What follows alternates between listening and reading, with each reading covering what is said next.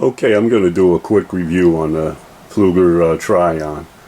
And the reason I'm doing this video is I was at one of the larger box stores the other day, and there was a young lady there with her son, and she was trying to set up an outfit for him to go, to start off and go catch some fish. And boy, the salesman was really laying it on thick, trying to sell her all this high-end stuff. And I waited till he was gone, and then I told her she didn't need all that stuff. She was going to walk out of there spending $300 on on a rod and a reel and some tackle.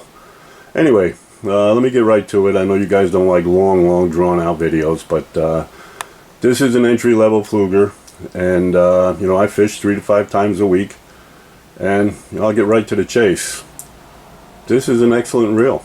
It's just an excellent reel. I have some of the higher end stuff, and if you're starting out, and you could get this reel for $25, $30, and I'm telling you, it's not going to let you down. You can catch. This happens to be the 2500 series, so you're catching your small bass and pickerel and sunfish and trout, stock trout and stuff. And so let me get into it a little bit. It's not the president, the Pflueger president, but you're not going to be wanting for anything if you get this reel.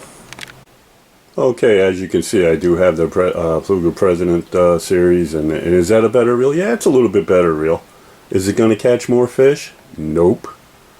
Yeah, it's a little bit easier to use. Maybe it'll last a little longer, but I'll tell you what, that little reel right there, I throw that in the back of my truck on an ultralight, and I beat the heck out of it.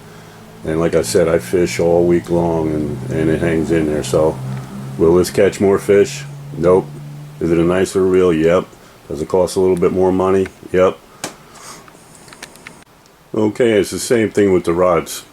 You don't need to spend a ton of money. That rod on the left is an old ugly stick. It's been around. I've had it forever.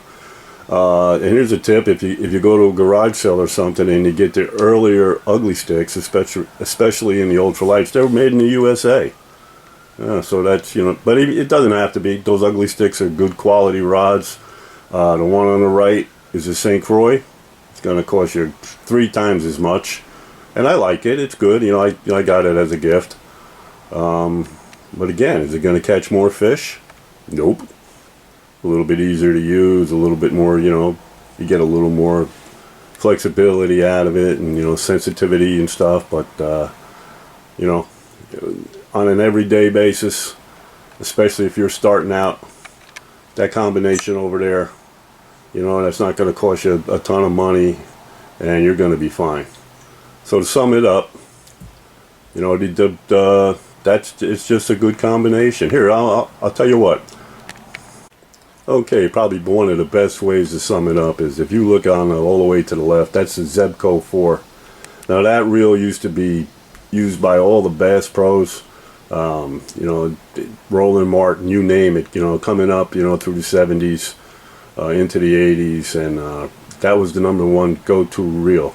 Well, if you compare that reel to the entry-level Pflueger Trion, that Trion blows it away. I still like using the Zeb 4 for, Zebco 4 for nostalgia's sake, and it's a good reel, made in Sweden, but that cheap entry-level Pflueger is just a better all-around reel. So there you go. I mean, that's probably the best way you can sum it up. I don't need to blow your mind with all kinds of stats on, gear ratios and all that. That's a, quick search. I'm here just really to tell you that with all the fishing experience that I have, and if you're looking to get your, a kid into fishing, or if you're just getting back into fishing yourself, or if you just want another rod and reel, that rod and that reel are fine.